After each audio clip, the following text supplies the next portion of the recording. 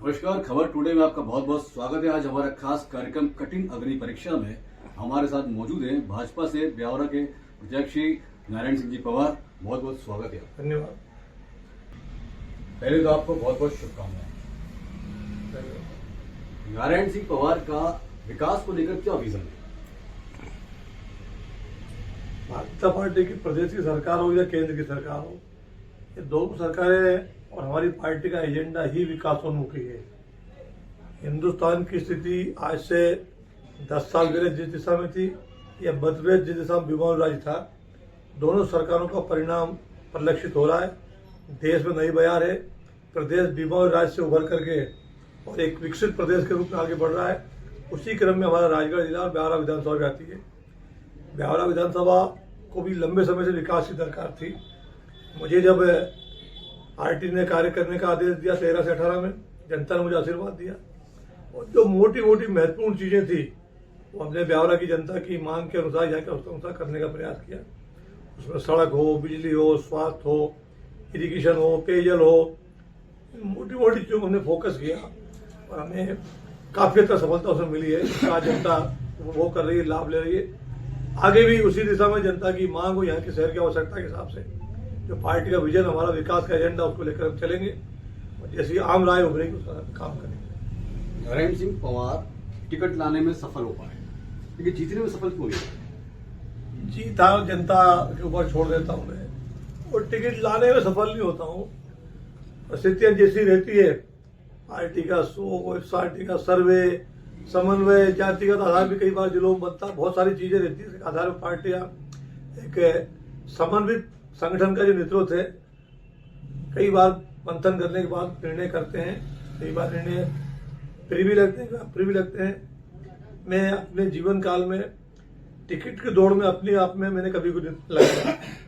स्वाभाविक रूप से कार्यकर्ताओं का स्नेह और पार्टी के नेताओं का आदेश मिलता है और हम चुनाव के मैदान में आ जाते हैं। सबके सहयोग से पार्टी चुनाव लड़ती है। 2018 की बात हो या 2020 की, जनता आपको नकार चुनी, लेकिन क्या इस बार जनता आपको स्वीकार करेगी? जनता को नकारना तो नहीं कहूंगा मैं। 2018 में बहुत माइनर अंतर से 800 कुछ वोटों हारे हैं हम, 826 वोटों से, तो नकारना नहीं कहेंगे। एक 80-85 हजार वोट हमें जनता ने दिए हैं। कुछ कमियां हमारी थी, मेरा व्यक्तिगत कारण है, मेरे परिवार में कमी हो गई थी और समय कम मिलता है, बहुत सारी चीजों को मैं संपर्क नहीं बढ़ा पाया मेरा। और स्वाभाविक आज मत चाहता कि एक बार हमारे बीच में प्रत्याशी आ जाए, उसकी कमी रही, मैं स्वीकारता हूँ। और उसके कारण मैं जो मुझे 12 दिन मिले चुनाव प्रचार के, उसमें केवल 2 दिन मेरे पास बचे थे। लेकिन पता शांत हो जाने के कारण मैं अपने आप को दोषी मानता हूँ। मेरा संपर्क टूटा और मुझे कुछ कम मत मिले। पुरुषोत्तम डांगी एक बड़ी चुनौती है आपके सामने, उनसे निपटने के लिए किस तरह तैयार हैं? देखो, कोई भी चुनाव भारतीय जनता पार्टी चुनौती के रूप में लेती है, चाहे वो ग्राम पंचायत का चुनाव हो या पार्लियामेंट को। ऐसा चुनाव को चुनौती मानते हैं और उसी आधार पर हम लड़ते हैं। और फिर भारतीय जनता पार्टी कार्यकर्ता कैडर बेस्ड पार्टी है, या व्यक्ति का भी चुनाव नहीं लड़ता है। हमेशा पार्टी चुनाव लड़ती है, पार्टी का सिंबल चुनाव लड़ता है, पार्टी की नीतियां चुनाव लड़ती है, पार्टी के कार्यक्रम चुनाव लड़ते हैं। सब कार्यकर्ता मैनिफेस्टो जो पार्टी को लेकर जनता में जाते हैं और भारतीय जनता पार्टी 12 महीने चुनाव लड़ती है। चुनावी पार्टी ने चुनाव घोषणा हुई तो आज कार्यक्रम दौड़ रहे हैं, 12 महीने काम करना लोग। हर कार्यक्रम को पार्टी के नीचे उतारते हो, कार्यकर्ता सक्रिय रहता है, इसलिए चुनाव के वजह हमेशा बने रहते हैं। हमारे लिए चुनाव नया नहीं होता। और पुरुषोत्तम दागी हो या कोई भी दागी हो, हर पार्टी का अपना एजेंडा था, उनके लोग काम करते हैं, वही चुनाव लड़ते हैं। लेकिन हमारे लिए व्यक्ति कोई मान नहीं रखता है। कांग्रेस पार्टी इस समय देश में जो दुरावस्था में, कांग्रेस की कुनीतियों के कारण कांग्रेस असफल में पहुंच गई है, उसका दुष्परिणाम ब्यावरा में भी है।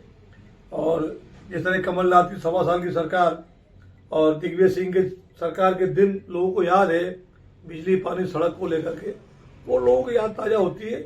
और हमने उसके प्रतिपालन में भाजपा सरकार ने वो सब काम किए, इसका जनता सुखोपभोग कर रही है और लगातार जनता भारत आशीर्वाद दे रही है। ब्यावरा क्षेत्र की जनता मूलभूत सुविधाओं को आज भी तरस रही है।